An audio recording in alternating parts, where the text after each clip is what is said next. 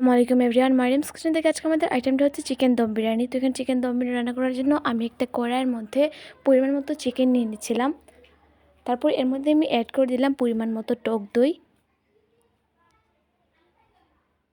তারপর এর মধ্যে আমি অ্যাড করে দিব আদা বাটা, পরিমাণ মতো মরিচের গুঁড়ো ও কাঁচামরিচ। তারপর এর মধ্যে আমি অ্যাড করে দিব রসুনের বাটা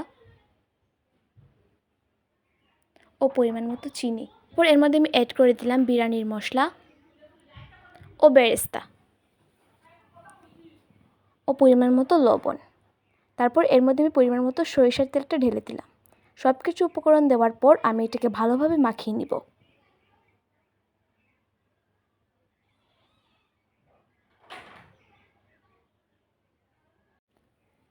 আমার মিক্স করা শেষ হয়ে গেলে আমি এখানে আগে থেকে 90% সিদ্ধ করা চালগুলো দিয়ে দিব।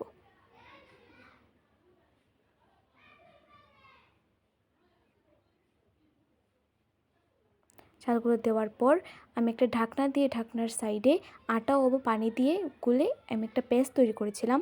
তারপর এই পেস্টটা সাইডে দিয়ে দিব যাতে বাতাসটা বের না হয়। তো এটাকে আমি 20 মিনিটের মতো রেখে দিয়েছিলাম। 20 মিনিট পর একটা চামচের সাহায্যে আমি ঢাকনাটাকে খুলে নিচ্ছি।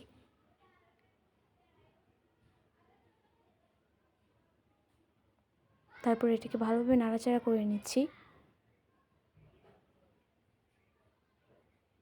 তারপর এটাকে আমি একটা পাত্রের মধ্যে তুলে নিব ও উপরে অল্প পরিমাণে ঘি ছিটিয়ে দিব।